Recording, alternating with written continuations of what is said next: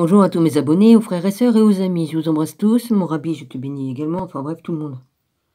Je vais faire des rectificatifs. Il y en a qui se sont barrés de ma chaîne. Je ne sais pas si c'est on est qui était avec Dragonette, mais je vais faire un rectificatif, d'accord? J'ai écrit sous cette vidéo dans laquelle je parlais, hein, et je lui ai envoyé des excuses parce qu'il y a eu un malentendu. Alors je vais vous expliquer là, vas-y. Voici ce que j'ai envoyé à ma Dragonette. Je sais plus où. Merde, c'est que ma d'autre. Hein, parce que je tiens à dire la vérité et je suis dans la vérité. Et s'il y a un malentendu, je rectifie toujours, même avec mes ennemis. Même avec mes ennemis qui m'ont fait du mal, j'ai vu des fois faire des excuses qu'ils ne méritaient pas, mais bon. Là, c'est une autre histoire. Hein. Comme ils faisaient du mal, j'étais assez gentil pour leur faire des excuses. Mais eux, ils m'en faisaient pas, hein, comme ils m'insultaient.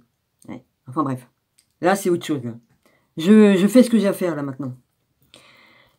Voilà ce que j'ai écrit sous la vidéo. Rectificatif à propos de Dragonette Dragon Anna. Elle a oublié de me dire qu'elle était sur un autre smartphone. Donc dessus son smartphone nouveau. Elle n'avait pas Facebook. Donc elle m'a pas menti. C'est ce que je marque. Elle n'avait pas menti. Ignorant seulement qu'elle avait un nouveau smartphone sur lequel elle n'avait pas Facebook. Donc le malentendu entre elle et moi, voilà qui est dit. J'aime à dire la vérité, voilà, j'ai marqué ça, et je rectifie, c'était un malentendu, c'était tout. Voilà, c'est tout. Il est 10h22, là, 24, là, le temps que je parle, il doit être 24. Hein?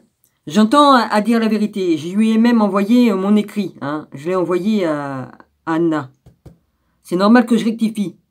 Pour la personne qui m'a fait du mal par magie, je me suis trompé, hein, c'est pas du tout la personne que j'ai... Donc, c'est pas du tout la personne que je croyais. D'accord? Je rectifie aussi sur ça. Hein? Ça n'a rien à voir. Voilà. J'entends à dire la vérité et à rectifier le tir. Ceux qui se sont tirés, peut-être que vous étiez avec Dragonette, mais vous n'avez pas à vous occuper des malentendus. C'est moi qui rectifie, d'accord? Je rectifie, c'est tout. Et vous n'avez pas à me juger sur ce que je peux dire ou si je peux me tromper, car personne n'est infaillible, même vous. Personne n'est infaillible dans ce qu'il peut voir ou croire, d'accord? Justement, là, il y a eu un malentendu que je rectifie. J'ignorais un détail qui m'a foutu dedans, c'est tout. Le détail, c'était que je ne savais pas qu'elle était sur un nouveau smartphone. Donc évidemment, maintenant, tout est rentré dans l'ordre. Elle a remis Facebook sur son nouveau smartphone. Et voilà.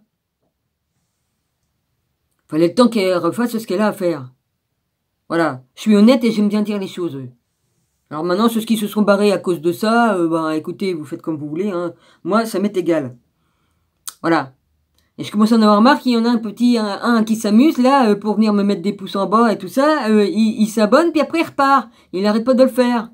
T'as pas autre chose à faire, non?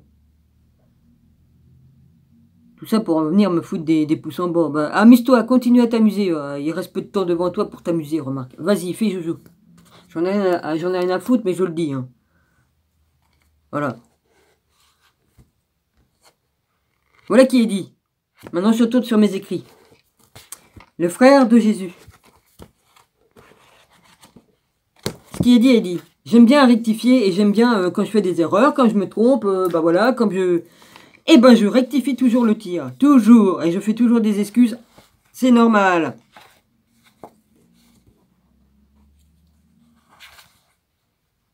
Quand on est dans la vérité, on rectifie le tir.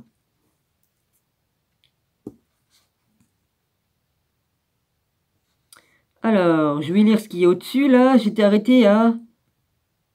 Je vais reprendre un petit peu au-dessus. Ouais, peut-être. Paul parle d'une rencontre avec Jacques dans son épître aux Galates 1, 2.19 et 2.1-12. Nous donnant la preuve la plus solide et irréfutable que Jacques était un dirigeant important de l'église de Jérusalem. Dans tous ces exemples, il est clair que Jacques est considéré comme le frère naturel de Jésus, une preuve supplémentaire du rôle des frères de Jésus. Se trouve dans la première épître aux Corinthiens, dans laquelle nous apprenons que non seulement Jacques a été un témoin de la résurrection, mais aussi que les autres frères de Jésus étaient des évangélistes itinérants. Paul dit nonchalamment: « Ma défense contre ceux qui m'accusent, la voici. N'avons-nous pas le droit de manger et de boire? N'avons-nous pas le droit d'emmener avec nous une épouse croyante? Voilà, chaque apôtre était marié, hein, et ils allaient de maison en maison, en couple, pour donner la parole aux gens. Comme les autres apôtres et les frères du Seigneur, et s'effacent. Avec un accent, la petite faucille avec un point en bas. 1 Corinthiens 9, 2.3-5. Et je reprends là où j'étais arrêté à la page 33, en bas de la page 33. Les propos de Paul sont étonnants. Non seulement ce passage fournit une preuve supplémentaire que les frères de Jésus ne peuvent être confondus avec les apôtres, mais il montre aussi que les frères de Jésus et les apôtres, incluant Pierre, étaient mariés. Un double coup pour l'enseignement traditionnel catholique qui base son exigence de célibat des prêtres sur la croyance que Jésus et ses apôtres n'étaient pas mariés. En fait, d'après l'évangile de selon saint Marc, un des premiers miracles de Jésus est de guérir la belle-mère de Pierre d'une fièvre. Enfin, en plus de toutes les autres preuves que l'on trouve dans le Nouveau Testament, il existe également dans 2 lettres attribuées aux frères de Jésus, les lettres de Jacques et de Jude, bien que l'exactitude de cette paternité soit un sujet très débattu. Jésus était marié à Marie-Madeleine, hein, et puis les apôtres, enfin ses frères, hein, ils étaient mariés aussi. Et les autres apôtres, beaucoup d'apôtres étaient mariés aussi. Hein? Bonjour Olive. Je peux pas venir, mon grand? Je peux pas venir. Je suis occupé, mon grand. Bon, premier héros.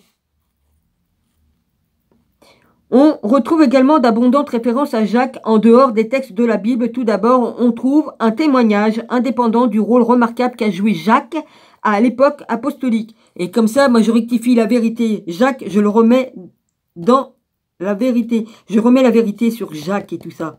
C'est lui qui était le premier. Hein, la pierre d'édifice de l'église de Jésus. Voilà, c'était pas Pierre machin truc là. Ça c'est les, voilà, hein. C'est lui qui était le premier. Alors, indépendant du rôle remarquable qu'a joué Jacques à l'époque apostolique. Dans les textes du respectable Joseph, l'historien juif, dont les ouvrages La guerre des Juifs et les Antiquités juives sont contemporains du Nouveau Testament. Dans ces récits très estimés, Joseph parle en fait plus longuement de Jacques et de Jésus. Faut que je mette ma veste, je me pèle le cul avec ces courants d'air. Ouais, je vais choper la crève. J'ai bien assez de problèmes comme ça.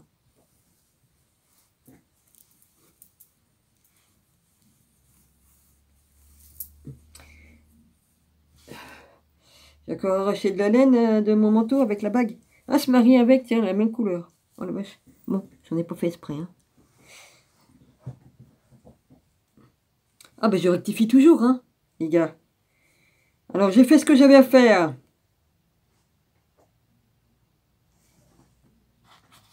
J'aime faire des excuses à ma dragonette en privé, Anna, mais j'aime aussi le faire aux yeux de tout le monde, car je n'ai rien à cacher, rien. Et comme je me trompe, je rectifie toujours. Comme ça, il reste les écrits et il reste les vidéos qui prouvent. Voilà, ça fait 2 preuves. Alors, Jude, bien que l'exactitude des paternités soit un sujet très débattu. Premier héros. On retrouve également d'abondantes références à Jacques en dehors des textes de la Bible. Tout d'abord, on trouve un témoignage indépendant du rôle remarquable qu'a joué Jacques à l'époque apostolique dans les textes du respectable Joseph, l'historien juif, dont les œuvres de la guerre des Juifs et les Antiquités juives sont contemporains du Nouveau Testament, dans ces récits très estimés. Oui, je sais, je l'ai lu, mais je recommence. Joseph parle en fait plus longuement de Jacques que de Jésus. Beaucoup des premiers pères de l'Église, tels que Clément, Eusèbe, Hégésippe, Jérôme et Origène, parlent également de Jacques. Jacques est également très estimé, même vénéré dans beaucoup de livres apocryphes qui ont été exclus du Nouveau Testament, comme l'Évangile des Hébreux et les protévangiles de Jacques, un livre entièrement dédié à Jacques. La fameuse cachette des écrits gnostiques découverte à Nag Hammadi en 1945 contient plusieurs ouvrages qui font état du prénom de Jacques dans leur titre, comme Apocryphe de Jacques. La première Apocalypse de Jacques et la seconde Apocalypse de Jacques ont trouvé aussi des références à Jacques dans l'évangile de Thomas, maintenant très estimé, défendu par de nombreux experts, comme le légitime 5e évangile. Alléluia! Toutes ces œuvres témoignent du fait que les premiers chrétiens respectaient beaucoup Jacques. Jacques est considéré comme l'apôtre par excellence par les premières sectes judéo-chrétiennes, comme les Ébionites et les Elkesséites, ou les Ekelsaïtes, qui vénéraient Jacques tout en dédaignant Paul et son désir d'abandonner l'exigence d'adhésion à la loi juive pour les convertis gentils. Comme nous le verrons, Jacques se trouve en centre des remous du premier débat concernant l'application de la loi juive aux gentils convertis au christianisme. Son extrême droiture par rapport à la loi a conduit les groupes judéo-chrétiens à lui donner l'épithète, le juste. Leur désir de se conformer à la volonté, moi Jésus, je l'appelle toujours aussi Jésus le juste, hein. Je l'ai dit souvent, hein. Jésus aussi, il est juste.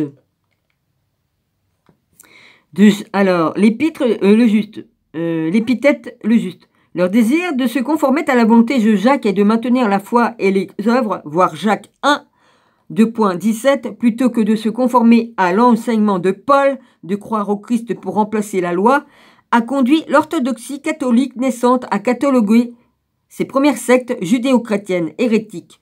De nombreux spécialistes aujourd'hui commencent à reconnaître qu'il est vital de comprendre le phénomène que l'on appelle généralement le judéo-christianisme pour que nous comprenions comment et pourquoi le christianisme s'est séparé du judaïsme pour devenir une religion distincte. L'importance du judéo-christianisme dans la compréhension de l'Église primitive a d'abord été mise en avant par le célèbre spécialiste libéral allemand Ferdinand Christian Bohr de l'université de Tude, je ne sais pas comment ça se prononce le U parce qu'ils mettent 2 points sur le U, Tübingen, qui au début du 19e siècle suggéra que cette idée répandue d'une unité et d'une coopération harmonieuse parmi les premiers chrétiens était une fiction. Bohr ainsi que ses disciples, l'écoute de Tübingen ou Tübingen, vous me faites chier, postulèrent une division nette, mais carrément une lutte entre Paul et les apôtres. J'ai pas encore déjeuné, je vous signale, hein. Je travaille avant. Jésus passe avant.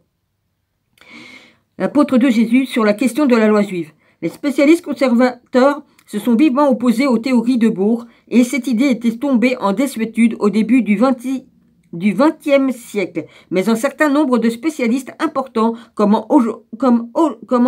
commençant aujourd'hui à réévaluer Bohr à la lumière de la compréhension la plus récente de la profonde judéité de Jésus, illustrée dans les ouvrages de spécialistes aussi respectés que E.P.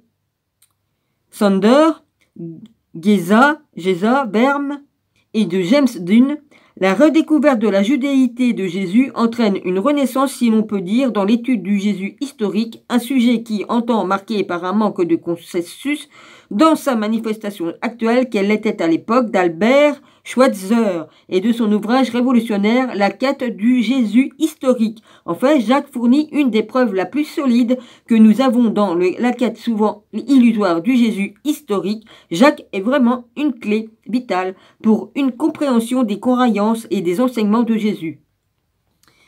Là-dessous, il y a un truc écrit en petit, je vais vous l'écrire, je vais vous le lire plutôt, excusez-moi.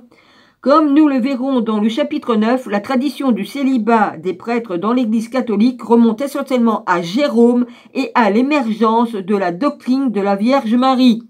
Voilà, une fausse doctrine, hein, que les catholiques ont foutu dans le truc du VAT. Voir Marc 1, 2.30-31, voir aussi Matthieu 8, 2.14-115 et Luc 4, 38-39. Vous avez qu'à ouvrir vos Bibles et puis étudier.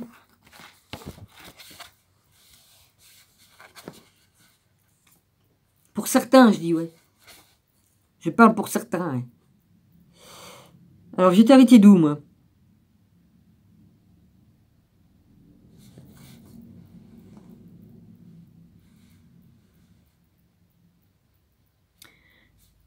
Voilà, j'étais arrêté à « Et des enseignements de Jésus ». Alors, page 35, je vais à la 36. Comme le...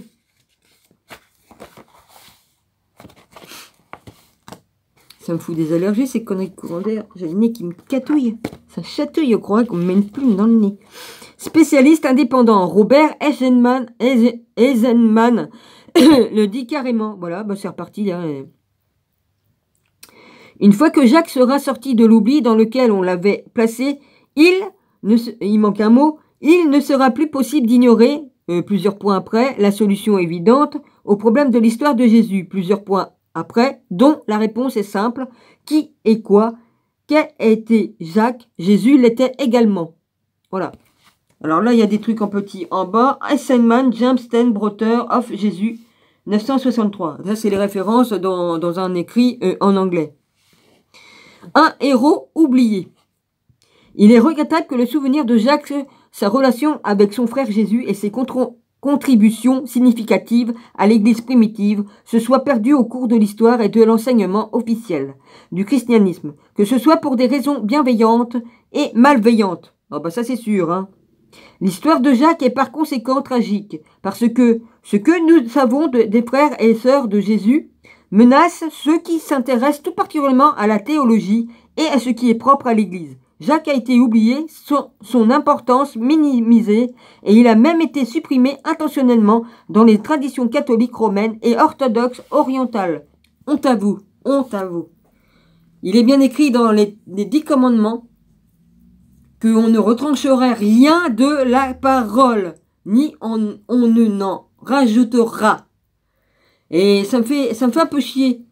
Aussi sur un truc que les catholiques, là, il y a un monsieur que j'aime beaucoup, hein, il prend excuse. Oui, mais faut pas dire comme ils disent certains que on doit pas adorer les statues, c'est juste une image de Marie qui nous permet de se centrer sur elle.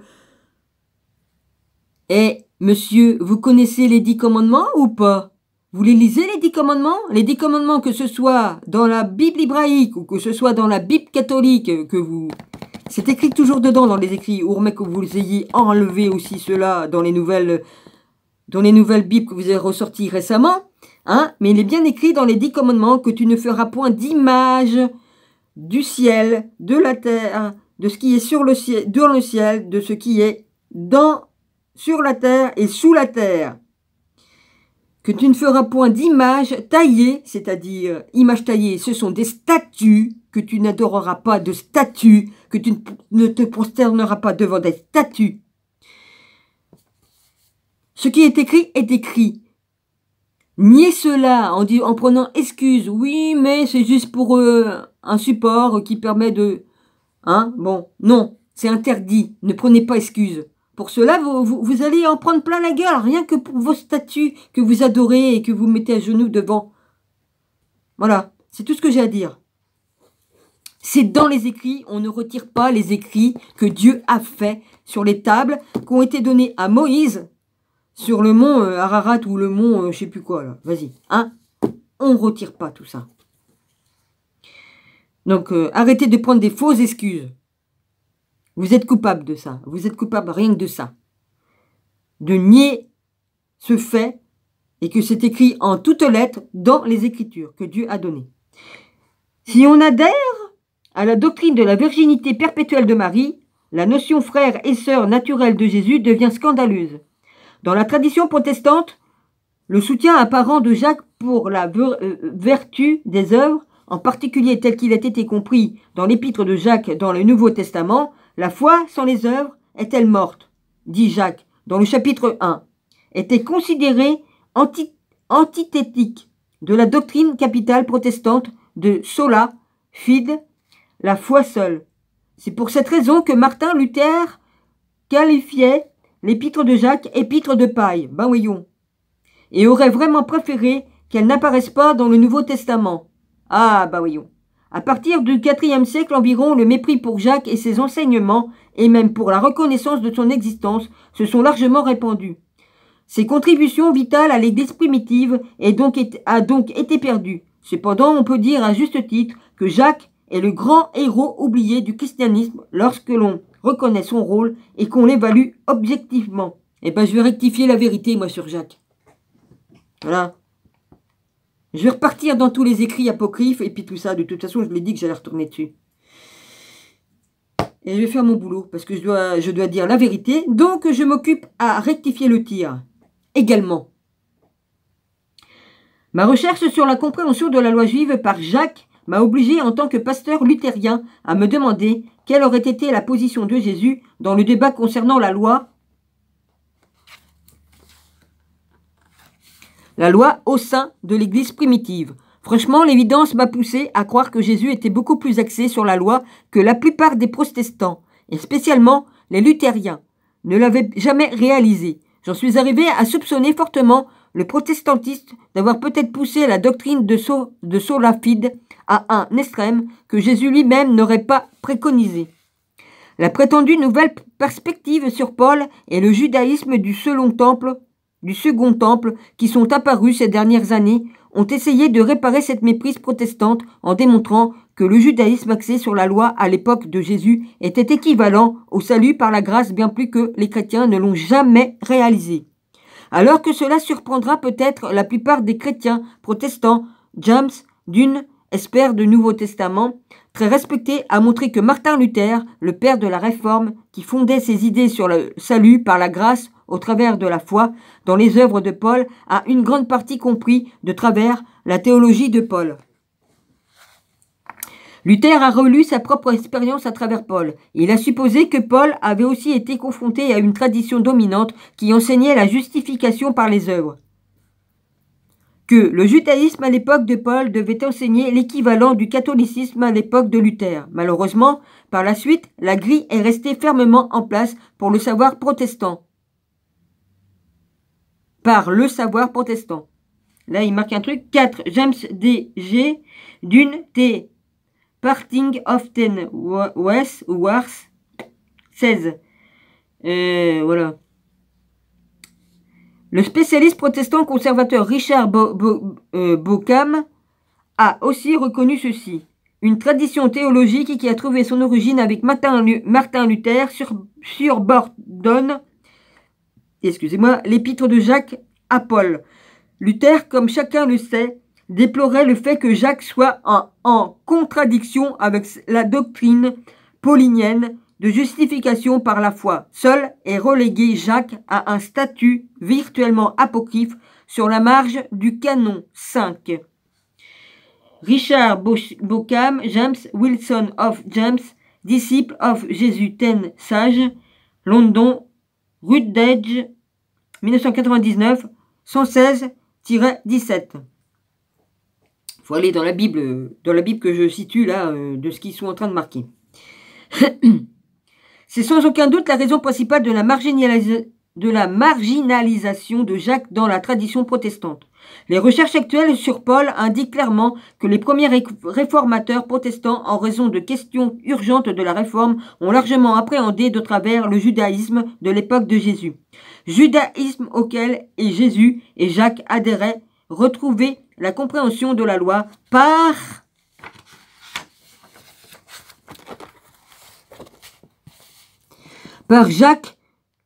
Jacques peut, on en a vraiment besoin, corriger cette méprise. C'est juste un autre exemple de l'importance de retrouver Jacques pour le christianisme de nos jours.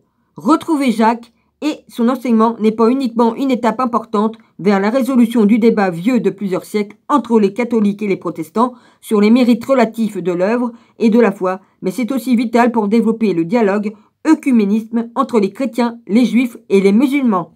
Jacques pourrait bien être le chaînon manquant à la paix et à la réconciliation des peuples du livre. Comme cela était évident maintenant, sauver Jacques de distorsions, des présentations déformées, des abus et des négligences auxquels il a été soumis conduira à explorer plusieurs axes différents des recherches. Tournons-nous maintenant vers une étude concernant les portraits de Jacques et des œuvres frères et sœurs de Jésus. Dans les 4 évangiles, seule biographie de Jésus dont on dispose, de nombreuses surprises nous attendent encore. Fin du premier chapitre. Ça se termine à la page 38.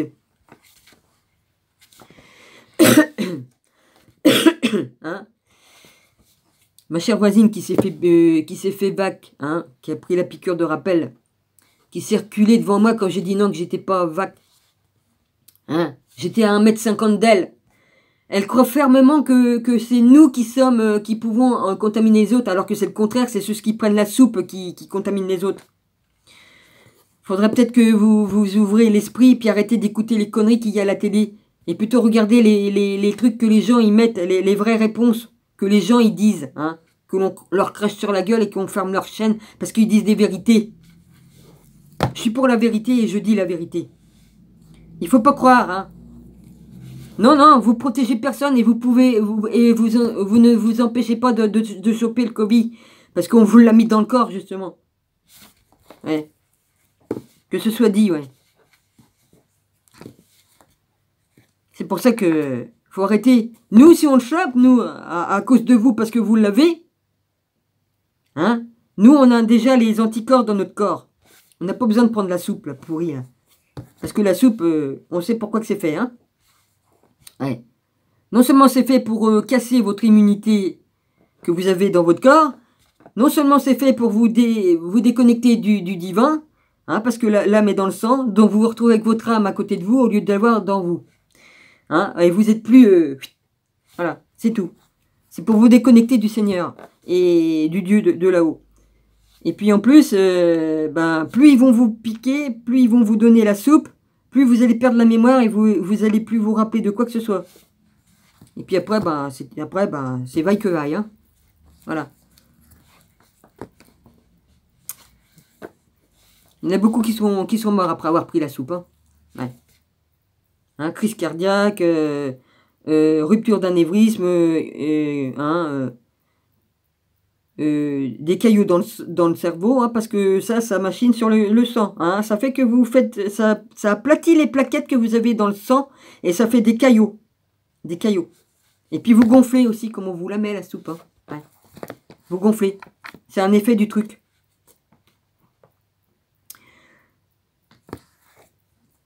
Voilà la grande vérité que je vous dis. Je retourne sur mes écrits maintenant. Page 39. Une famille divisée, la famille de Jésus dans les évangiles. Il vient à la maison et de nouveau la foule se rassemble, au point qu'il ne pouvait pas même manger de pain.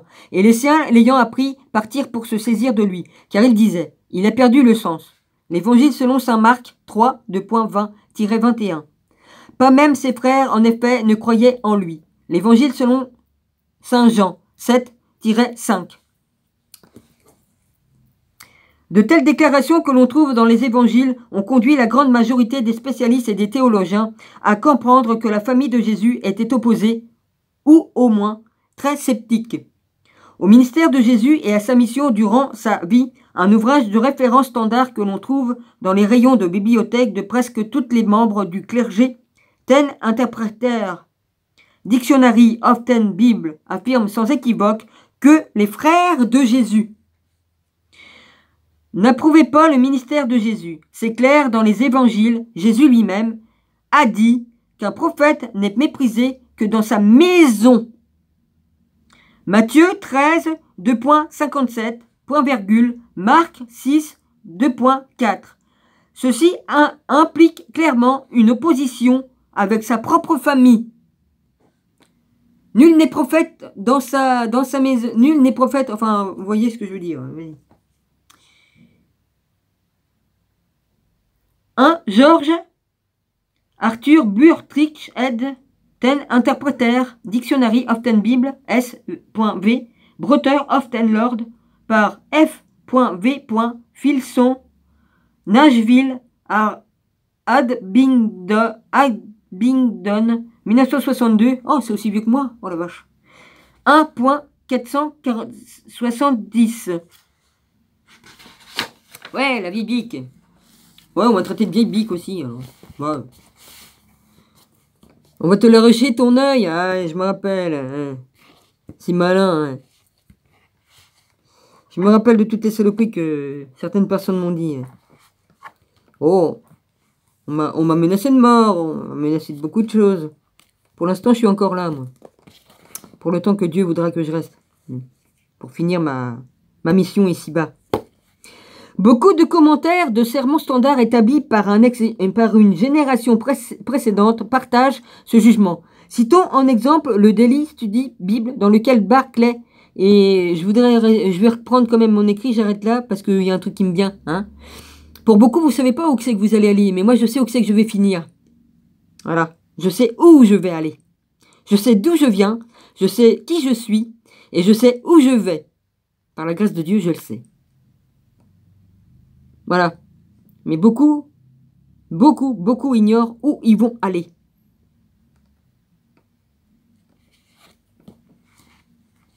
Vous ne savez pas certaines choses que moi je sais. Je vais pas plus loin. Parce qu'après on va dire, ouais, elle veut se glorifier, tatati tatala. Non, non, non. Mais je suis pas obligé de dire tout ce que le Seigneur me dit. Hein. Voilà, c'est entre lui et moi. Alors, beaucoup de commentaires de sermons standards établis par une génération précédente partageant ce jugement. Citons en exemple le Daily Study Bible dans lequel Barclay dit dans son commentaire sur Marc 3, 2.20-21, la propre famille de Jésus en est arrivée à la conclusion qu'il a perdu le sens. Bon, pourquoi qu'il aurait perdu la raison 1. Alors 2. T. Cambridge Bible Commentary est d'accord. La propre famille de Jésus pense qu'il doit être fou. Mon Dieu Seigneur. Au lieu de reprendre les affaires de son père, s'installer dans une vie ordinaire, il est déboussolé. Bah dis donc Seigneur, hein. Alors, ils essaient de le sauver. Mon Dieu. Alors je vous lis les trucs qu'il y a en bas là en petit. William Barclay ten Corpel according to Mark, deuxième édition ten Daily, Study Bible série Philadelphia, Westminster 1956, et après c'est marqué virgule 71. 3.C.F.D en majuscule, Moule, virgule T, Gospel according to Mark 10 Cambridge Bible, Commentary Cambridge, Cambridge University Press 1965, 31. Quatrième, numéro 4, Burtrick 10 Interpreter, S, plus loin, Dictionary, S, S, Dictionary plus loin, Often Bible 1, 2.470. Ensuite, numéro 5, .f.f. Bruce, Peter, Stephen, James, Ann, John, 2. Study in LZ, Early, Pauline, Christianity, Grand Rapide, 2. Erdman, 1979, virgule 87 points. Voilà qui est fait. L'acceptation sans réserve d'un tel commentaire a laissé l'impression dans l'esprit de beaucoup que le rejet de Jésus par sa famille est un fait historique. Cependant, de récentes données présentent un point de vue plus nuancé, suggérant que les passages tels que Marc 3, 2.20-21 sont ouverts à des interprétations divergentes et pourraient même prendre le contre-pied de l'interprétation traditionnelle. Si l'on accepte la position classique, à savoir que la famille de Jésus était opposée à sa mission, des questions intéressantes sont soulevées. Quand on passe des évangiles au livre des Actes des Apôtres et aux épîtres de Paul, comme il est mentionné dans le chapitre précédent, la rapidité avec laquelle la mère et les frères de Jésus sont devenus croyants après la crucifixion est embarrassante. Ouais, pourquoi qu'ils deviennent croyants qu'une fois que Jésus a été assassiné lâchement sur la croix? Hein?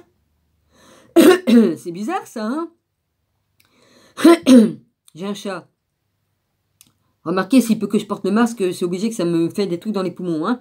Respirer sa propre haleine, hein, les gaz qu'on rejette, c'est pas bon. Hein. Ça fout des infections dans les voies respiratoires et puis ça machine dans le cerveau aussi. Hein. Ouais. Essayez de vivre avec un tampon sur la gueule pendant 24 heures, vous allez voir. Au fut est embarrassante. Au fut de ce que les évangiles racontent sur eux, comme résumé dans l'interprétation, ces dictionnaires interprétés, dictionnaire Often Bible. Bon, je l'ai mentionné en bas. Le Nouveau Testament considérait les frères du Seigneur comme, il y a 3 points, comme ne réagissant pas à ses sermons pendant son ministère sur terre, mais actif et membre important de l'Église dès le début de l'époque apostolique. Numéro 4. Bon, ça, je vous l'ai lu. Numéro 4, j'ai pas besoin de vous le relire. Hein. Sous les petits écrits, là en bas. Le très respectable spécialiste évangélique F. Bruce pose la question de manière succincte. Comment, 3 points, en est-on arrivé à ce que la famille de Jésus, qui ne faisait pas partie du tout de ses disciples avant sa mort, se soit retrouvée à la tête de ceux-ci juste après sa mort? Posez-vous la question, posez-vous la question. Oui, Seigneur, pose-toi la question aussi. Hein? On a généralement répondu à cette question comme le fait Bruce en citant l'apparition de la résurrection à Jacques qui, dit-on, a conduit une expérience de conversion soudaine et spectaculaire, conversion semblable à celle qui a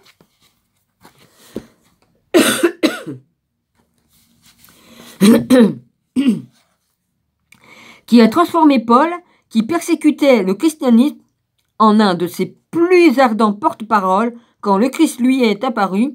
Cette explication est raisonnable.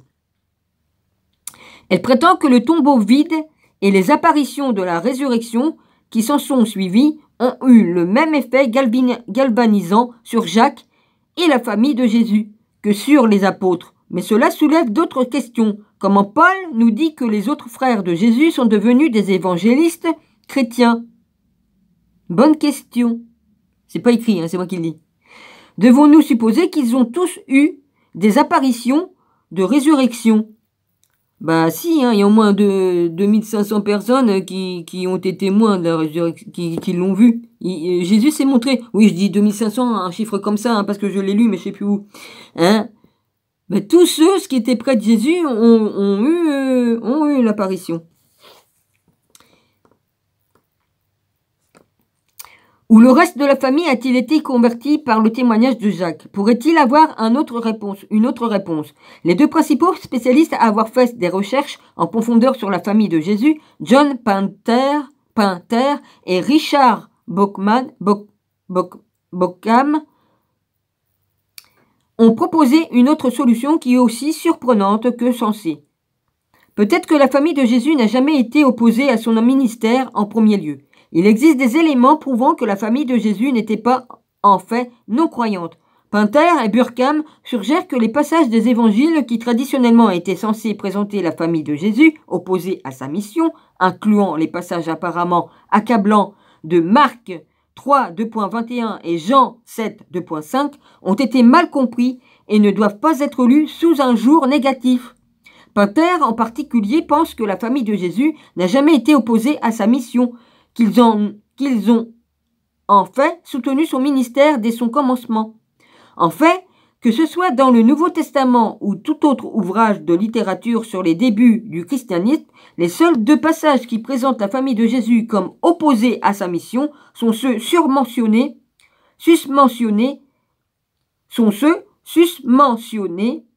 Marc 3, 2.21 et Jean 7.5. Mais Marc 3.21 en particulier est assez alambiqué dans la version originale grecque et a occasionné une quantité de traductions variées.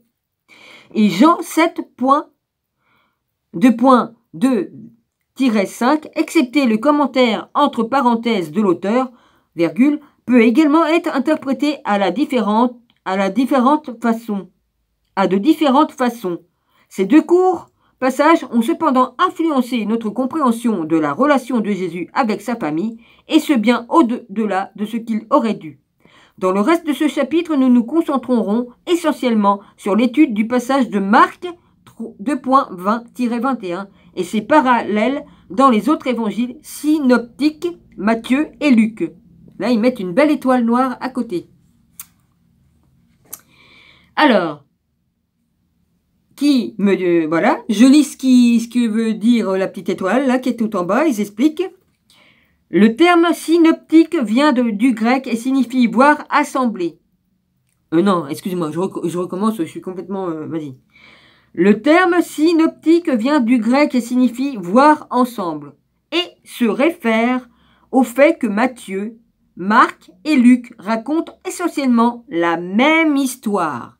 L'évangile de Jean est tout à fait différent des 3 évangiles synoptiques, dans le style et le contenu.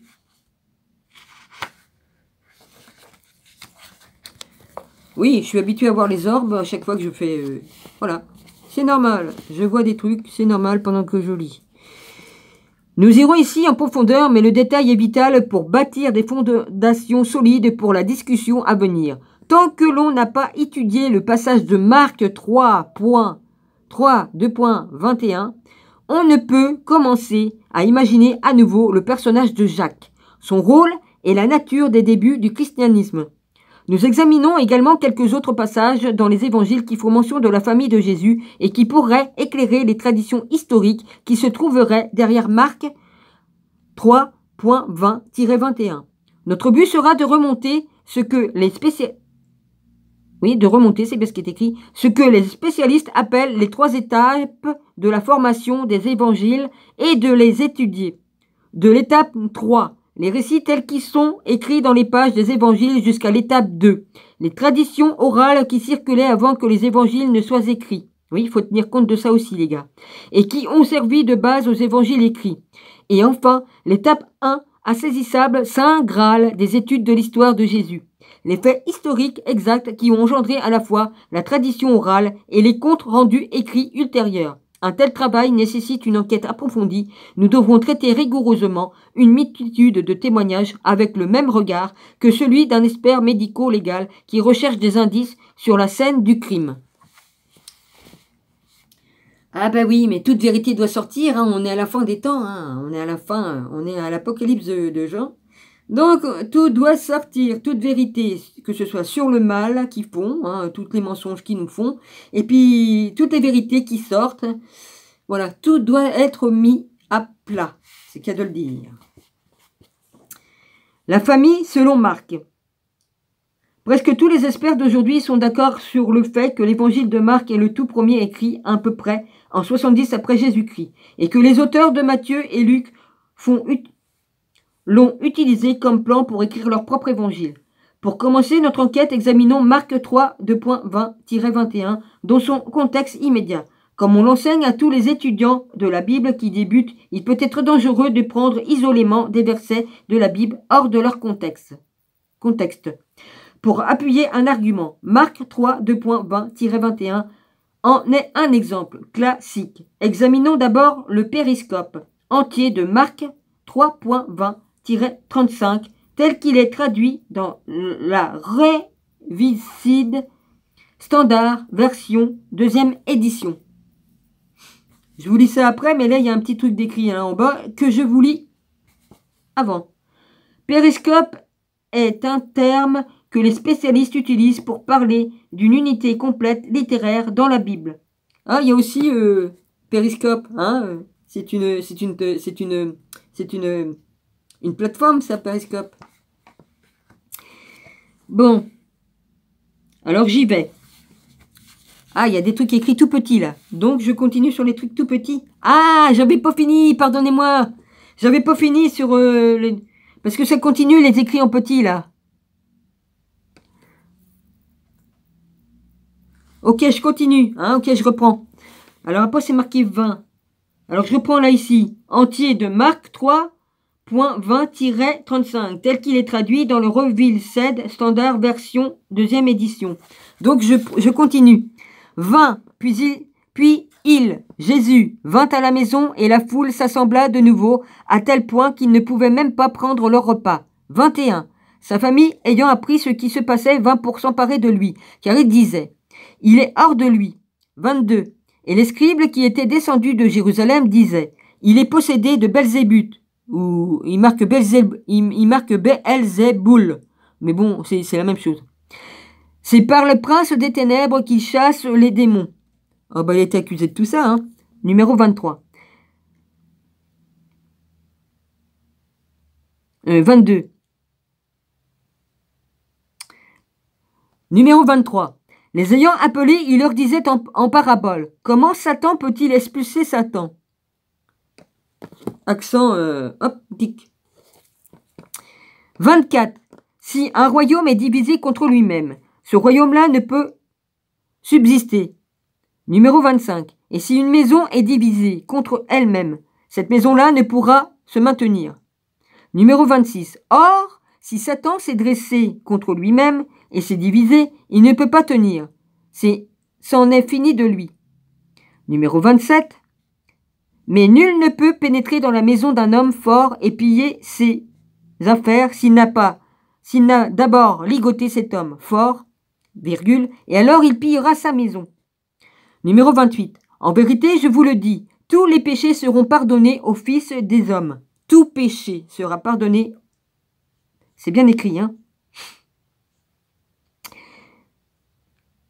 Alors, en vérité, je vous le dis, tous les péchés seront pardonnés aux fils des hommes, les filles aussi, hein, ça comporte aussi les femmes, les blasphèmes qu'ils auront proférés. 29. Mais quiconque aura blasphémé contre l'Esprit Saint n'obtiendra jamais de pardon. Il est coupable d'un péché éternel. 30. Cela parce qu'il disait, il y a un esprit impur. Voilà. Alors, 31. Survinrent sa mère et ses frères se tenant dehors. Ils le firent appeler. Numéro 32. La foule était assise autour de lui et on lui dit, voici que ta mère et tes frères sont dehors. Ils te cherchent. Numéro 33. Il leur répondit, qui est ma mère et mes frères? Numéro 34. Et promenant son regard sur ceux qui étaient assis en rond autour de lui, il dit, voici ma mère et mes frères. 35. Numéro 35. Quiconque fait la volonté de Dieu, celui-là met un frère et une sœur et une mère. Tout d'abord, le fait qu'il existe une ancienne variante de ce passage connue des spécialistes comme le texte occidental, qui change de manière subtile mais frappante le verset 21, est intéressant au lieu de dire « et sa famille l'ayant appris », le texte occidental dit « quand les scribes et les autres eurent des nouvelles de lui, il semblerait évident que quelqu'un a intentionnellement singé ce texte.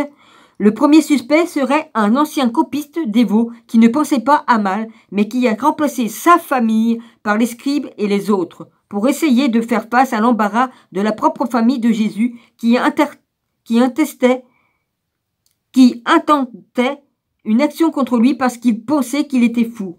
La variante trouvée dans le texte occidental n'est pas l'unique tentative qui a été faite pour dissiper le malaise entraîné par ce passage. Avec le grand nombre de traductions, et je peux vous garantir que là, pendant que je suis en train de lire, ça brûle dans le cœur. Hein, ça brûle dans le cœur. Chaque fois que je sors des vérités, vas-y. Hein. Avec le grand nombre de traductions de la Bible produites ces dernières décennies, Marc 3.20-21 a vu quelques autres variantes significatives dans sa traduction. Même la Révised Standard Version, celle préférée des protestants depuis une centaine d'années, a transformé de manière significative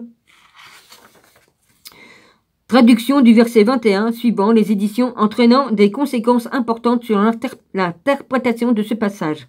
La seconde édition est proposée plus haut. La première dit « Et ses amis l'ayant appris partirent pour se saisir de lui, car il disait « Il est hors de lui ».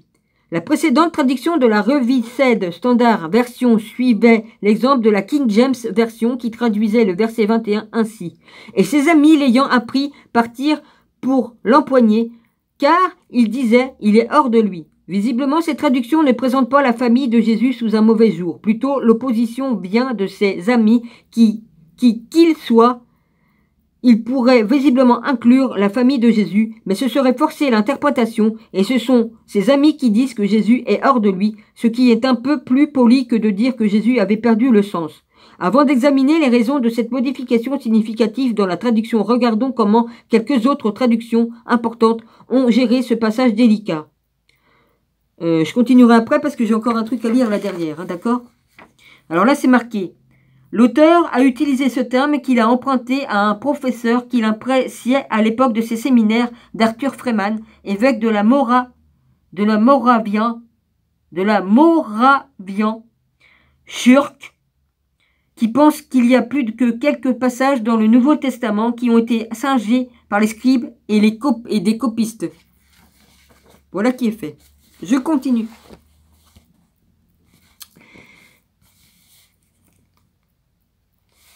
Ça, je l'ai fait. News Revited, standard version, une traduction œcuménique, traduction. Alors, je vous lis ce qu'ils disent en bas. Dans les études bibliques, le terme traditionnel fait référence à cette église qui descendait directement de l'église catholique. Ah oui. Oui, oui. Et sa famille l'ayant appris partit pour le maîtriser, car les gens disaient il a perdu la tête.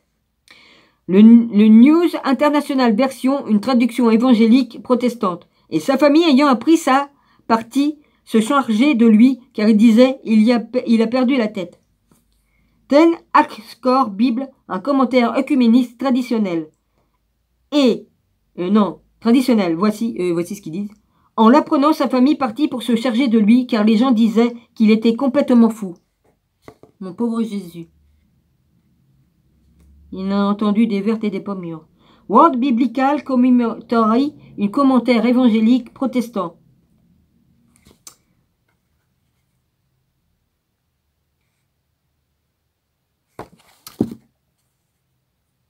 Je continue. Et ces gens l'ayant appris, ils partirent pour le mettre sous leur garde, car ils disaient, il a perdu la tête.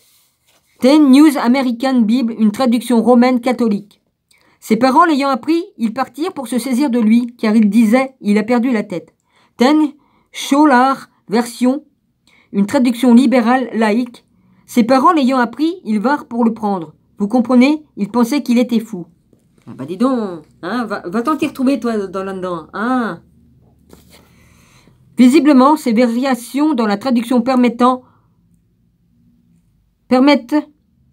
des interprétations différentes de ce passage critique, que ce soit la famille de Jésus ou la foule ou les gens qui disent qu'il est hors de lui ou complètement fou, et que ce fût soit sa famille ou ses amis ou ces gens qui sont venus pour se saisir de lui ou le retenir ou le maîtriser. Ces détails affectent de manière significative notre compréhension de ce passage.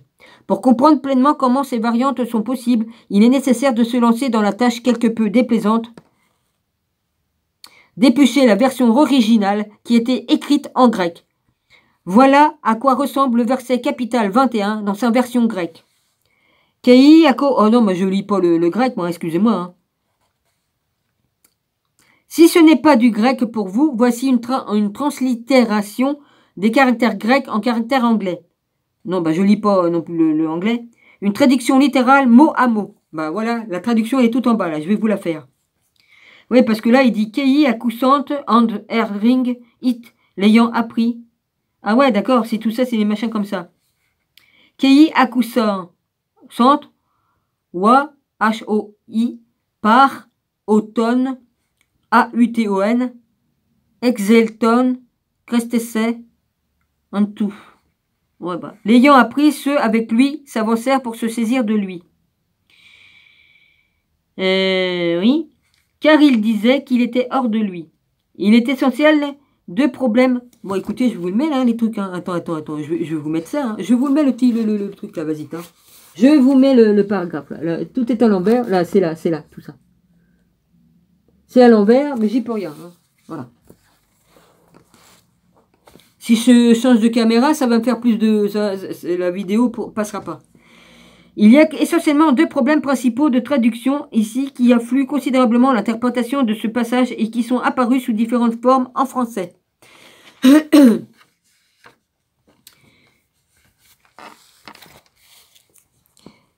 Wa par auton, ceux avec lui, ça veut dire. Est-il mieux traduit par sa famille ou ses amis ou ses gens? Qui sont-ils? Ils disent qu'il est hors de lui. Les gens en général, où était sa famille ou ses amis? Finalement, ces choix de traduction cependant du contexte du passage comme je l'expliquais plus loin. Ainsi, les traductions de ce verset crucial sont plus exactement des interprétations basées sur le texte qui entoure le verset plutôt que des traductions mot à mot exact. Mais avant d'aller plus loin dans l'étude du contexte entourant ce verset, édition précisément, la tradition extrêmement décisive de Wa par Othon, littéralement ceux avec lui ou ceux de lui. Le livre grec de référence sans précédent de Walter Bow, Grec English Lexicon of Ten Nevo, Testament of and auteur Early, Christian Littérature nous dit que cette expression indique presque toujours une personne et quelque chose qui provient de cette personne du côté de, en faisant référence spécialement à son utilisation dans Marc 3, 2.21, le lexique dit que le grec utilise aussi cette expression pour indiquer les autres qui ont un lien intime avec quelqu'un, par exemple famille, relation. Après, il marque numéro 7. À ce propos, le commentaire de Ten Anchor Bible dit: la phrase grecque englobe toutes sortes de significations de émissaire et partisan à proche, voisin et famille. L'essence est correctement donnée dans la Vulgate, la traduction latine, sui, S-U-I, ça veut dire le sien. Cela fait référence à la famille immédiate. Voilà. Et non aux disciples et encore moins aux détracteurs. Voilà qui est dit. Vous m'excuserez, hein, bah, j'ai roté, mais je peux pas faire autrement. Sinon, vous me remettez une vésicule, hein, si vous pouvez. Hein. Hein? Mais comment passe-t-on d'une phrase qui, au pied de la lettre, dans son sens littéral, signifie ceux avec lui, à au sien, qui suggère famille immédiate, comme le soutien, l'encore, Bible, et par uniquement ten encore Bible. Sa famille est devenue si répandue que seules les traductions plus anciennes comme celle de King James et la première édition de la Revised Standard Version disent « Ses amis ». Une traduction moderne, le World Biblical Commentary, diffère traduisant H-O-I par Othon, A-U-T-O-N, par ces gens. Mais même ce traducteur, Robert Kernlich, accepte que la famille est impliquée dans son commentaire. Kernlich dit: ces gens traduisent une construction grecque ambiguë, qui signifie généralement émissaire et partisan, mais qui, à l'occasion, peut signifier les parents. Marc 3, 2.31 fait bien comprendre que cela signifie la famille de Jésus, italique de l'auteur. Point barre.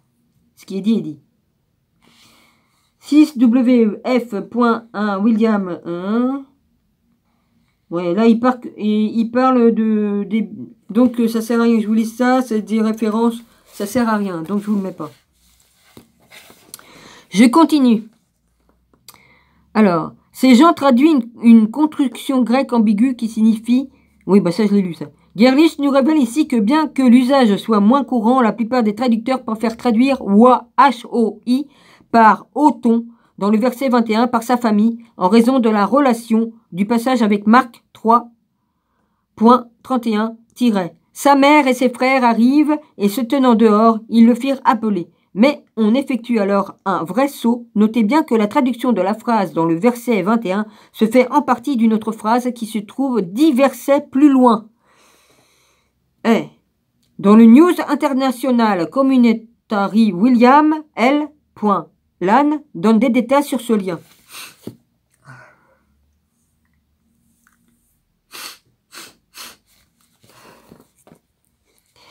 Comme cette expression est clairement familière, il est difficile d'être certain de sa nuance exacte. La traduction ses amis ou ses associations est celle adoptée par l'AVA, V majuscule, A majuscule, version autorisée, plus connue comme le King James. 3 points plus loin, et est soutenue par C.F.D. Moule, Anne, Idiom, Book of Ten Testament. Greg. Le papyrus ne manque pas d'apporter leur appui pour la traduction. Amis, voisins, associés ne manquent pas. Elle, il est encadré dans un cadre il est mis encadré par un truc comme ça, là, puis de chaque côté. Un demi-carré, quoi. Vous coupez un peu un morceau de carré, ça fait ça. Vous mettez de chaque côté. Et après, c'est un L majuscule, puis à côté, pardonnez-moi, ma digestion, il n'y a rien à faire. Et je suis à jeun, là. Il y a un E, un petit E devant. Conteste semblerait exiger que la famille de Jésus soit en vue. C'est naturel de trouver dans les versets 3.32-35 la véritable conséquence du verset 3.20. 3 points plus loin, L majuscule encadré dans un encadrement avec le petit E devant. Groupe de gens décrit familièrement dans le verset 21 et défini plus loin par le verset 31 comme incluant la mère de Jésus et ses frères. Après, ils mettent le chiffre 10, italique de l'auteur. Oh, Seigneur. C'est pas facile, hein. Je me donne, mais... Alors, les commentaires de l'âne expliquent que la décision cruciale de traduire Hoi, H-O-I, par Othon, par sa famille, vient de contexte trouvé dans le verset 31. Sa mère et ses frères arrivent. Mais si la mère de Jésus et ses frères n'arrivent en scène qu'au verset 31, comment justifier la traduction du verset 21 par sa famille? Bonne question. Les plus anciennes traductions anglaises, comme celle du King James et la Revised Standard Version, n'ont pas utilisé cette traduction, bien que l'on pourrait argumenter que les traducteurs du King James hésitaient peut-être à présenter la famille. Qu'est-ce qui marque là, hein? Bon, ça sert à rien que je vous mette ce qui est écrit en petit en dessous, comme d'habitude, hein, ça vous servira à rien.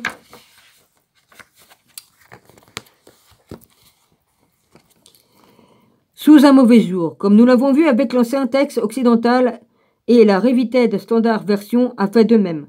Il existe cependant une autre façon d'examiner ce passage sans nuire à la réputation de la famille. Dans son article de 1972 qui porte le titre clair « Marc.21. Jésus a-t-il perdu le sens ?» dans la prestigieuse revue de Henry Wansbrough, il y a un H à la fin, proposa l'alternative suivante. C'est pas facile, je devrais boire un peu d'eau, mais ça me fait relever encore.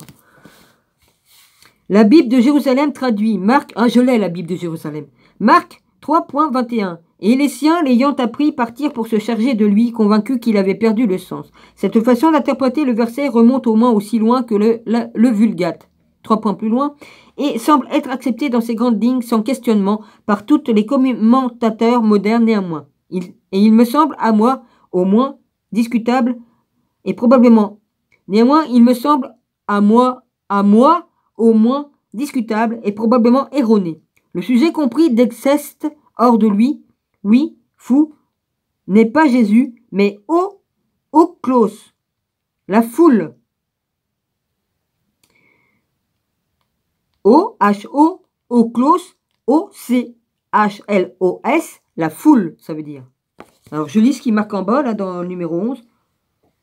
Ça ne sert pas à grand-chose. Parce qu'ils indiquent que c'est dans quel truc c'est écrit. Non, bah ça sert à rien. Je vous le mets pas, les gars. Je vous le mets pas, ça sert à rien. En faisant ce changement, Wansbrough interprète la traduction ainsi. L'ayant appris, la foule, ses disciples, allèrent la calmer, car il disait qu'elle était déchaînée d'enthousiasme. Après, c'est marqué numéro 12. La proposition de Wansbrough a conduit à un débat animé dans les pages du New Testament Study au début des années 70. Dans un article qui a suivi, Ashton Best a fait remarquer que la compréhension de Wansbrough n'était pas nouvelle, mais remontait à un point de vue qui était avancé à l'origine par G. Hartman en 1913, qui dissociait les versets 20 et 21 des versets 32-35. Il affirme que les versets 31-35 ne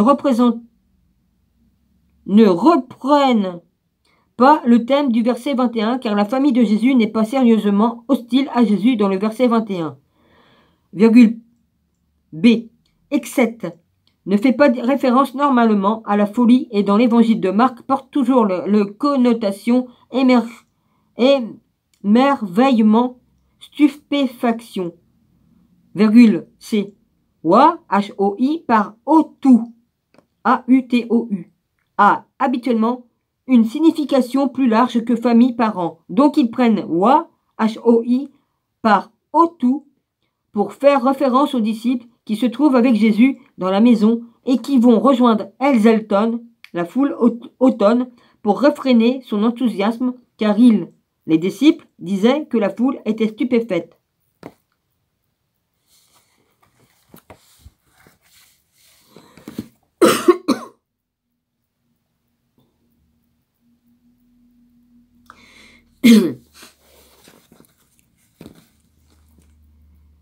Merde. Merde, j'en étais d'où je... Oui, c'est là. Comme le constate Belwanbrook et les autres ne sont capables de le maintenir que... Oui, ben, référence à la famille. Qu'en dissociant les versets 20-21, les versets 31-35, nous voyons à nouveau que c'est le contexte du verset 31-35 qui impose la décision de la traduction de HOI par Auton, A-U-T-O-N. À l'époque de ce débat, un détachement œcuméniste composé d'experts protestants et catholiques romains ont écrit l'ouvrage qui sert de repère dans la compréhension catholique protestante, Mary in the New Testament, en prenant en compte les implications pour la mère de Jésus dans Marc 3-20-21. Ils ont conclu qu'alors que la majorité des spécialistes ont raison en traduisant HOI par Auton, A-U-T-O-N, par sa famille, ce que nous lisons dans ce passage ne représente que... Après, il y a 3 points, il y a une barre comme ça, hein, ça fait un V, ça ressemble à un V, mais couché dans l'autre sens. Et 3 points. La propre interprétation de Marc de l'attitude de Jésus vis-à-vis de sa famille physique. Là, c'est les guillemets. Voilà, c'est les guillemets. Fermez les guillemets. Il y a chiffre 14, italique de l'auteur. En fait, Marc avait peut-être une raison de présenter intentionnellement la famille de Jésus sous un mauvais jour. Un sujet dont nous discuterons dans la partie suivante. Mais même si tel est le cas, l'évangile n'est toujours pas plus proche du fait historique que ne l'est l'étape 3, l'interprétation des événements par Marc. La véritable question que nous voulons aborder dans notre étude est de savoir si une quelconque animosité existait entre Jésus et sa famille. Dans les traditions de la seconde étape, traditions qui ont conduit au récit écrit par Marc, pour répondre à cette question, examinons maintenant le contexte du passage contesté.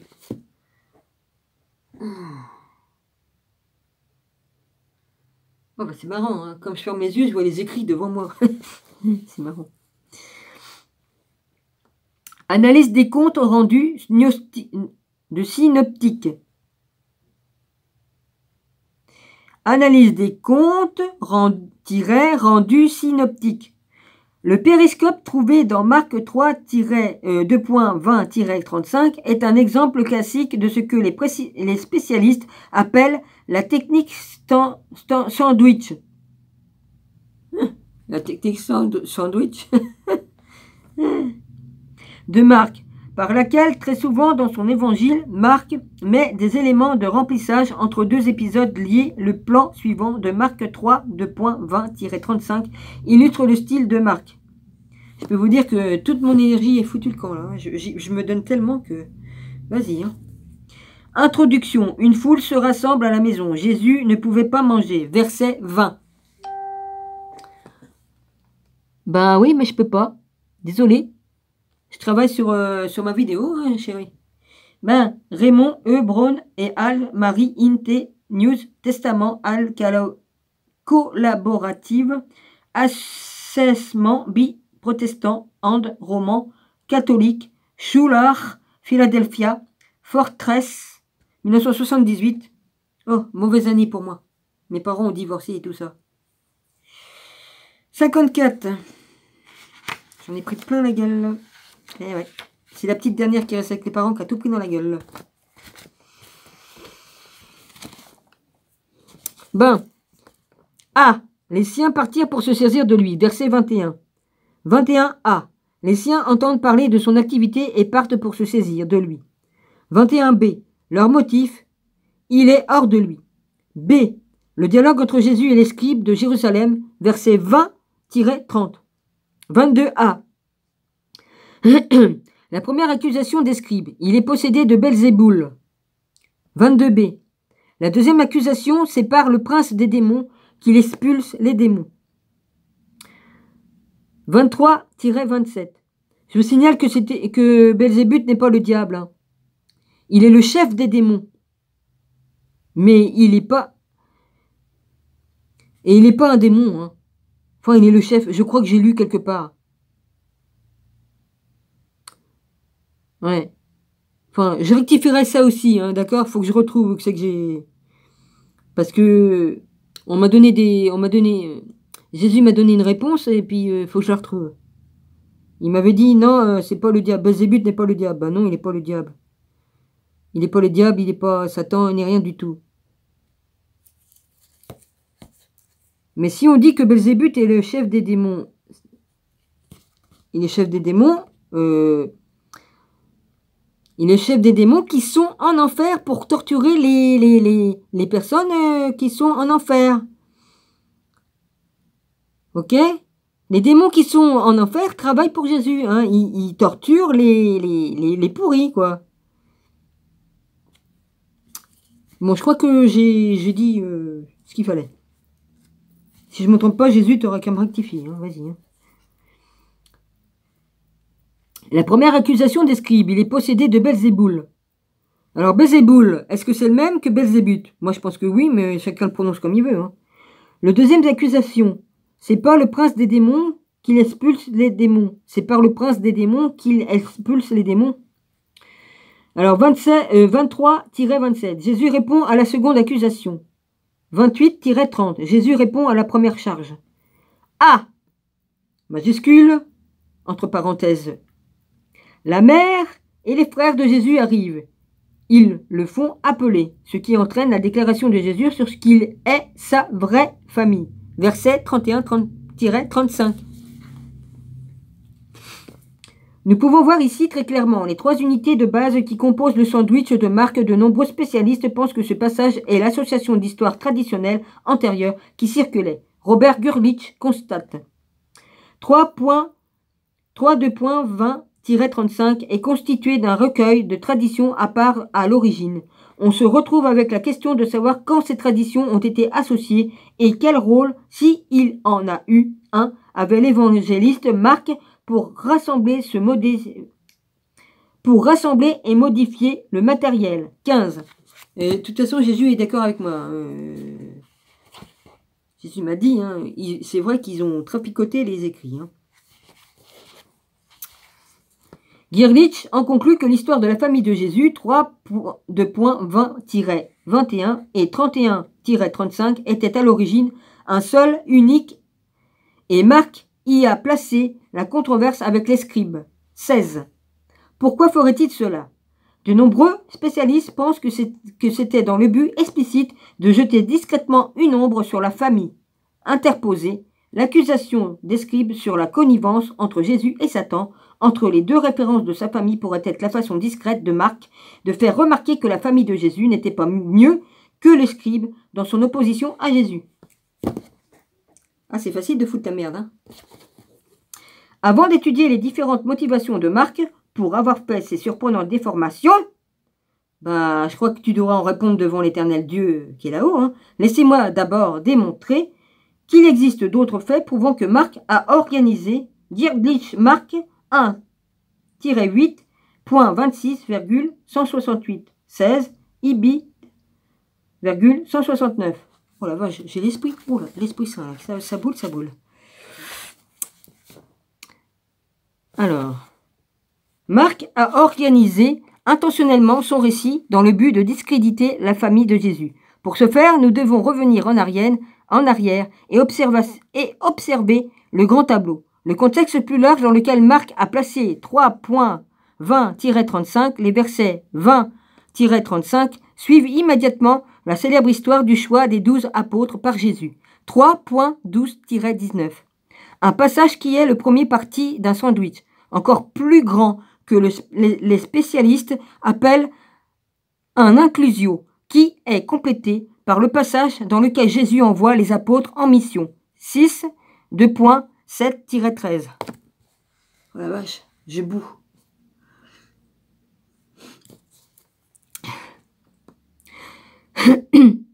Observez de cette distance, la séquence des événements relatés révèle une organisation qui fournit un indice. J'ai aussi la couronne qui bout, hein. Ça brûle, ça brûle, ça brûle. Une organisation qui fournit un indice sur la motivation de Marc. Point, virgule. Marc place un épisode impliquant la famille de Jésus juste avant qu'il envoie les 12. Point. Le rejet de Jésus par les gens de sa ville natale. 6.2.1-6. Voici le schéma plus large. Oh Seigneur, la vache. A. Choix des 12. 3.13-19. B. Controverse de la famille. 3.20-35. Vu plus haut. Mon rabbi, je suis en train de répondre à la question et au secret qui est dans ce que tu as mis dans ta vidéo que tu as sorti il n'y a pas longtemps. Je suis en train de révéler toute la vérité là. Chapitres 4 et 5. Parabole du grain de guérison et l'intermède. B. Controverse de la famille. 6.1.6. Les gens de Nazareth rejettent Jésus. A. L'envoi des 12. 6.6-13. Ce schéma plus large renforce le plus petit que nous avons vu dans le passage 3.20-35. Ah mon Dieu, j'ai perdu ma ligne, moi. Ben, je commence à fatiguer, hein. Allez, 3.20.21. Non, j'ai dit 35. Mon Dieu. Bon, je recommence. J'étais l'envoi des 12, 6.6-13. Tant pis, je retourne là parce que j'ai perdu. Hein. Ce schéma plus large renforce le plus petit que nous avons vu dans le passage 3.20-35. Selon John Pinter, les versets cruciaux 3.20.21 sont un résumé permettant de rejoindre le périscope suivant. 17. Et le fait que les versets 20.21 suivants, immédiatement le choix des 12 signifie que HOI par Othon fait allusion aux apôtres et non à la famille de Jésus. Cela paraît tout à fait logique, tandis que la plupart des commentateurs se tournent plus loin vers les versets 31-35 pour trouver l'indice. Pour interpréter HOI par Othon, il est bien plus sensé de se tourner vers les versets qui se trouvent juste avant pour le contexte plutôt que de regarder 10 versets plus loin.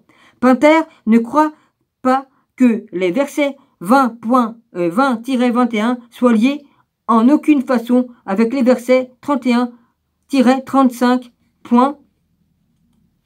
Il continue par là ou pas? Non. Non. Bon bah... Mais non, il me fait peur lui. J'ai peur que je me dise que ma caméra est arrêtée. Il me fait sursauter. Je peux pas venir. Pour l'amour de Dieu, je peux pas venir. Je suis occupée.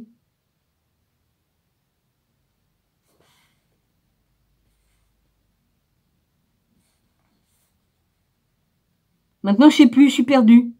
Ce schéma plus large renforce le plus petit. Nanani nanana. Pinter ne croit pas que les versets 20-21 soient liés en aucune façon avec les versets 31-35.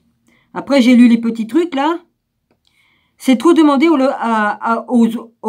lecteur de voir dans la tournure imprécise du verset 3.21 une référence aux membres de la famille qui ne sont pas mentionnés expressément avant le verset 3.31.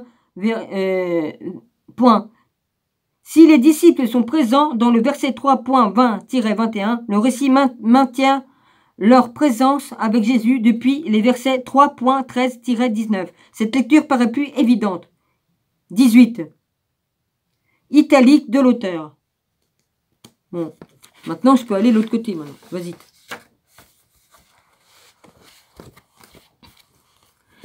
Dans l'interprétation de Pinter, ce sont les disciples qui mettent en doute la santé mentale de Jésus par sa famille. Ça paraît vraiment plus logique, mais comme nous l'avons vu avec la correspondance évidente du littoral continental, que tant de personnes réussissent à ignorer, il n'est pas toujours facile de reconnaître l'évidence.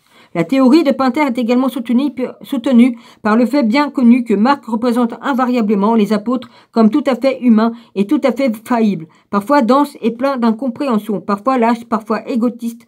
De nombreux experts concluent que Marc avait des sentiments négatifs à l'égard des 12, comme nous en discuterons bientôt. Donc, il est en fait tout à fait probable, comme le suggère Pinter, que ce soit les apôtres que Marc ait voulu désigner par Hoi, H-O-I, par Othon. Ce sont eux qui, comme si souvent dans l'évangile de Marc, comprennent de travers et mettent en doute Jésus. Pinter pense qu'il existe en fait 4 groupes différents qui font l'objet de la critique cinglante de Marc dans les versets 20-35.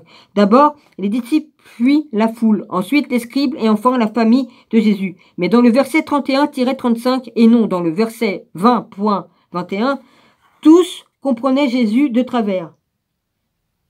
Quelle que soit notre façon d'interpréter Hoi, H-O-I, par Othon, A-U-T-O-N, dans le verset 20, par famille, ami ou disciple, Jésus met en contraste sa famille avec les disciples dans le verset 3.31-35 de Marc. Mais si on imaginait lire les versets 31-35 sans avoir aucune connaissance préalable des versets 20-21, on ne trouverait rien de désobligeant dans les mots de Jésus. Jésus dit simplement que ceux qui l'écoutent sont ses frères et sœurs, tout autant que ses vrais frères et sœurs.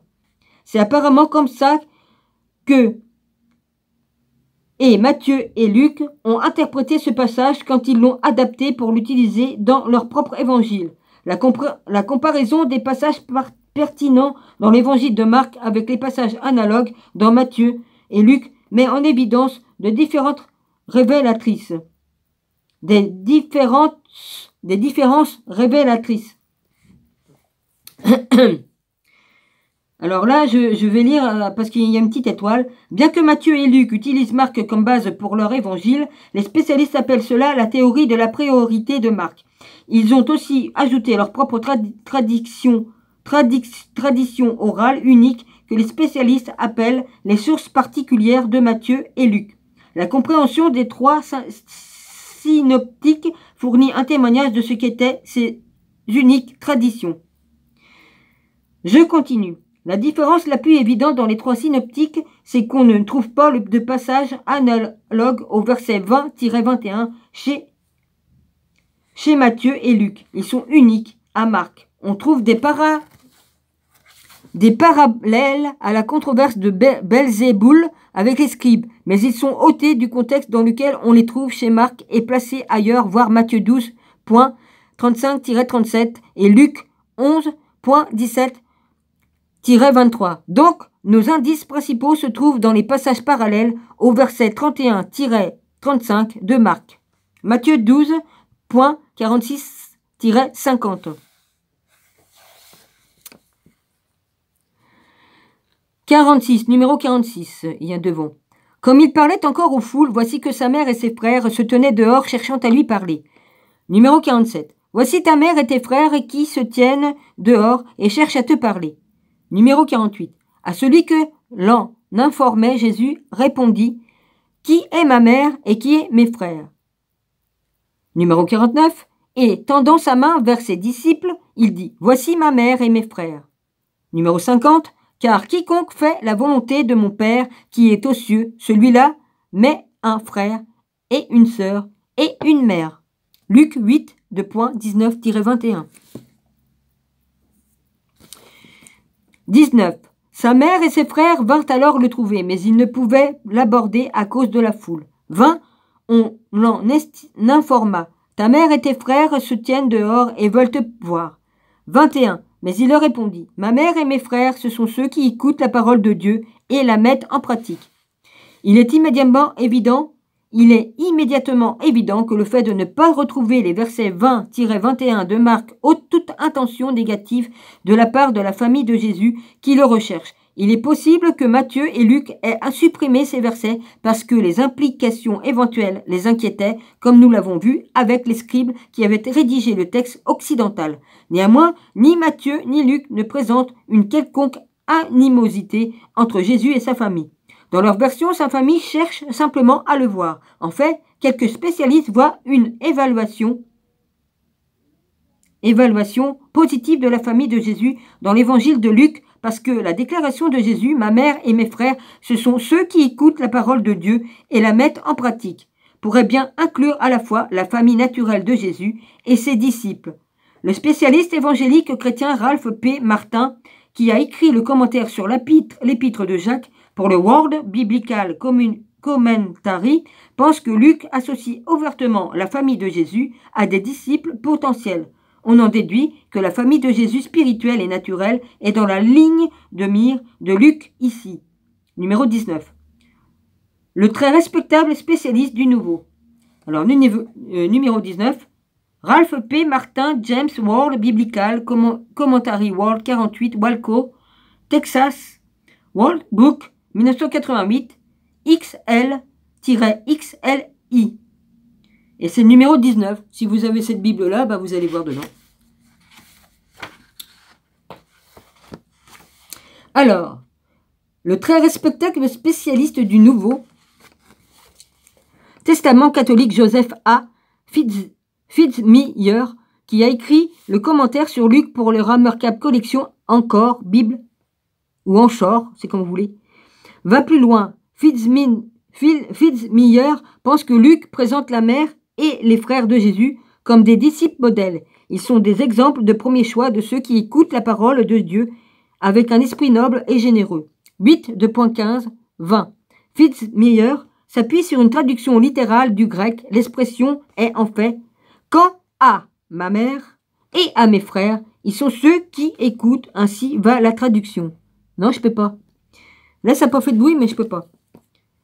Sur la traduction littérale du grec de Luc, malgré les autres tentatives d'interprétation de ces mots. Donc, non seulement Matthieu et Luc atténuent la position hostile de Marc à l'encontre de la famille de Jésus, mais Luc les décrit même sous un jour positif. Un autre passage impliquant la famille de Jésus rend bien compte de cette réévaluation positive par Matthieu et Luc des sentiments apparents de Marc. Il s'agit de la célèbre histoire du premier retour de Jésus dans sa ville natale, après être devenu un personnage célèbre partout en Galilée, suivant les récits parallèles de la réaction des anciens voisins de Jésus quand il rentre chez lui pour la première fois. Marc 2.1-4. Étant sorti de là, il se rend dans sa patrie et ses disciples le suivent. Numéro 2. Le Shabbat venu, il se mit à enseigner dans la synagogue et le grand nombre, en l'entendant, était frappé et disait « D'où cela lui vient-il? Et qu'est-ce que cette sagesse qui lui a été donnée et ces grands miracles qui se font par ses mains ?» Numéro 3. Celui-là n'est-il pas le charpentier, le fils de Marie, le frère de Jacques et de José, E-T, comme moi, ça finit par E-T, de Jude et de Simon. Et ses sœurs ne sont-elles pas ici, chez nous? Et il était choqué de son sujet. Numéro 4. Et Jésus leur disait, un prophète n'est méprisé que dans sa patrie, c'est une grande vérité, dans sa parenté et dans sa maison. Matthieu 13, 2.54-58. 54. Il s'étant rendu dans sa patrie, il enseigna les gens dans leur synagogue, de telle façon qu'il était frappé et disait « D'où lui viennent cette sagesse et ces miracles ?»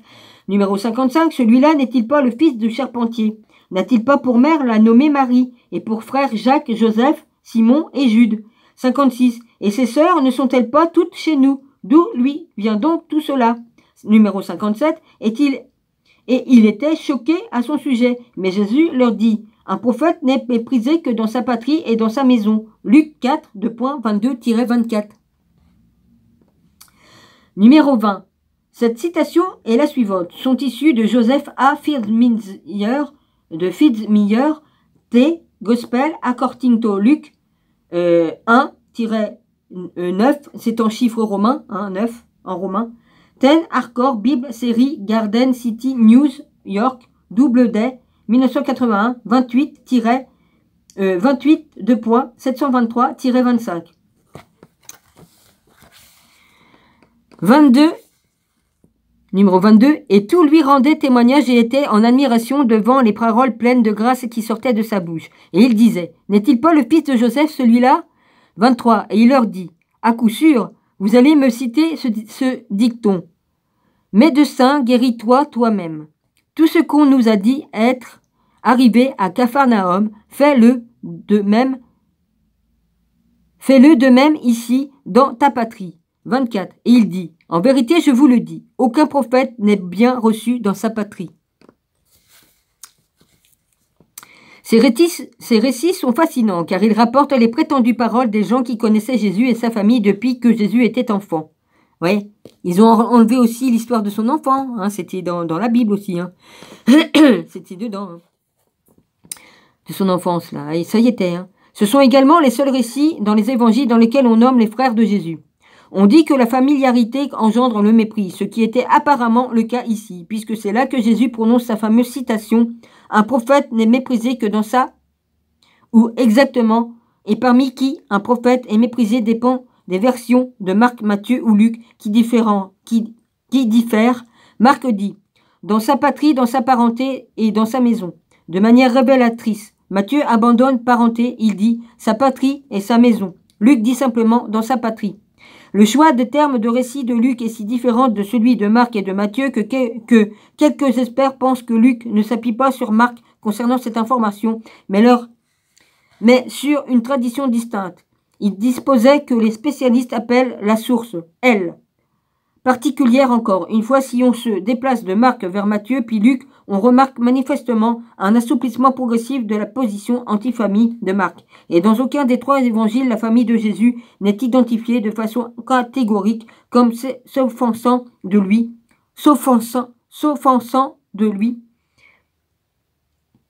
Seuls les habitants de la ville s'offensent. Oui, bah ta gueule, toi. Il est revenu, là, j'ai pas le droit. Encore une fois, on trouve la représentation la plus négative de la famille dans l'évangile de Marc, dans lequel Jésus dit tout spécialement « Le prophète est méprisé dans sa parenté et dans sa maison », tandis que la théorie bien admise de la priorité de Marc pense que Matthieu et Luc modifient Marc. Il faut garder à l'esprit que Marc a modifié le matériel traditionnel sur lequel il a basé son évangile. Donc il est aussi possible que Matthieu et Luc n'aient pas supprimé la référence de Marc et à la parenté, mais que Marc l'ait ajouté à la tradition dans le but intentionnel de montrer que la famille de Jésus, comme les apôtres et tous les autres dans son évangile, comprenait Jésus de travers. Dans les versets suivants, 5-6, Marc ajoute immédiatement « Et il ne pouvait faire là aucun miracle, et il s'étonna de leur manque de foi. » C'est clair, ceux qui connaissent le mieux Jésus, les gens de sa ville natale, ses amis et ses voisins et même sa famille ne croyaient pas en lui. C'est le bon moment pour examiner jusqu'où notre enquête nous a ainsi conduit pour assumer nos découvertes. À ce moment, 3 possibilités s'offrent à nous. Je retourne derrière là parce qu'il y a un truc décrit. Les frères sont les plus probablement énumérés par âge, la convention suivie par les auteurs de littérature ancienne, et Jacques a universellement été considéré comme l'aîné, car il est cité en premier. Note de traduction dans la version anglaise utilisée par l'auteur, Marc dit dans sa ville natale, dans sa parenté, dans sa propre maison. Matthieu dit dans sa patrie et sa maison, et Luc dit dans sa ville natale. Voilà.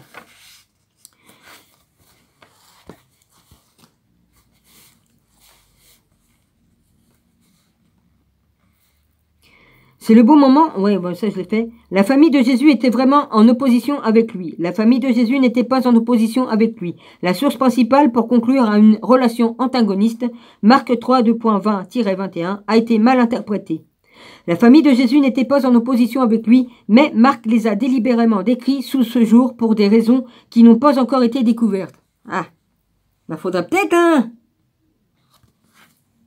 Jusqu'ici, nous avons vu beaucoup de témoignages en faveur des 2 dernières possibilités, chacune desquelles remet en question l'opinion la plus répandue au sein du monde universitaire comme au sein de l'Église. Mais les preuves aussi irréfutables soient-elles ne suffisent pas, en fait, à renverser le paradigme traditionnel. Pour ce fait, on aura besoin de s'appuyer sur plus de preuves. Le quatrième évangile, selon saint Jean, va nous apporter d'autres preuves. Si Jean ne rapporte pas de parallèle à l'histoire de la famille de Jésus que nous avons étudiée, son évangile présente une rencontre unique et fascinante entre Jésus et ses frères suivant l'histoire du banquet des noces de Cana, vers laquelle nous nous tournons maintenant. La famille selon Jean. Dans l'évangile de Jean, nous trouvons l'unique preuve à travers tous les évangiles que la famille de Jésus a pu faire partie de ses disciples pendant son ministère. La première référence à la famille de Jésus dans Jean se trouve dans la célèbre histoire du banquet de noces de Cana. Jean 2.1-12, dans lequel Jésus, sur l'insistance de sa mère, accomplit son premier miracle en transformant l'eau contenue dans des 6 énormes jarres en pierre. Jean nous dit que chacune contenait 75 à 103 litres en vin, sauvant ainsi un banquet de mariage gigantesque de la ruine. Marie est non seulement la protagoniste dans cette histoire, mais on pourrait dire qu'elle inaugure le ministère de Jésus en l'incitant à accomplir son premier miracle. Ce qui est plus significatif en ce qui nous concerne est que Marie ne semble pas du tout sceptique à l'égard de Jésus ici. La transition apparemment inoffensive qui suit la scène du banquet a des implications encore plus intéressantes. Après quoi, il descendit à Capharnaüm, lui, ainsi que sa mère et ses frères et ses disciples. Et ils n'y demeurèrent que peu de jours. L'autre, il m'a distrait, il a fait du bruit. 2.12. C'est la première mention des frères de Jésus dans l'évangile de Jean. Pourtant, ils sont présents d'une manière extrêmement nonchalante, rappelant la présentation de Jacques dans les Actes des Apôtres à l'Épître aux Galates. Si on y réfléchit, la transition apparemment désimportante de Jean en dit long, en fait, sur les frères de Jésus. John Pinter, dans son étude majeure, Jacques le Juste, exprime clairement et avec perspicacité l'importance de ce verset plus compliqué qu'il n'y paraît. Je vais avoir le temps ou pas? Sinon, je recommencerai. La mention des frères dans le verset 2.12 est complètement gratuite. Ils ne sont mentionnés ni lors des noces de Cana, ni lors des événements postérieurs dans le temple. Si l'évangéliste avait écrit librement 2.12, on se serait attendu à trouver ceux mentionnés dans le verset qui fait le lien dans les épisodes précédents et suivants. 2.12 donne l'impression que les frères jouaient un rôle essentiel parmi les disciples de Jésus. Italique de l'auteur. Pinter hésiterait probablement davantage avant d'aboutir à une si surprenante conclusion si le verset 2.12 était l'unique preuve de cette sorte que la famille de Jésus faisait partie de son ministère. Mais ce n'est pas le cas. Si cette hypothèse est correcte, nous allons certainement approcher quelques faits historiques, l'histoire insaisissable correspondant à la première étape. L'ultime but de la connaissance de Jésus historique, étonnamment, une autre preuve qui part dans ce sens, se trouve dans le compte-rendu apparemment accablant des frères de Jésus dans Jean 7.1-5. C'est 21, Pinter, juste James 15.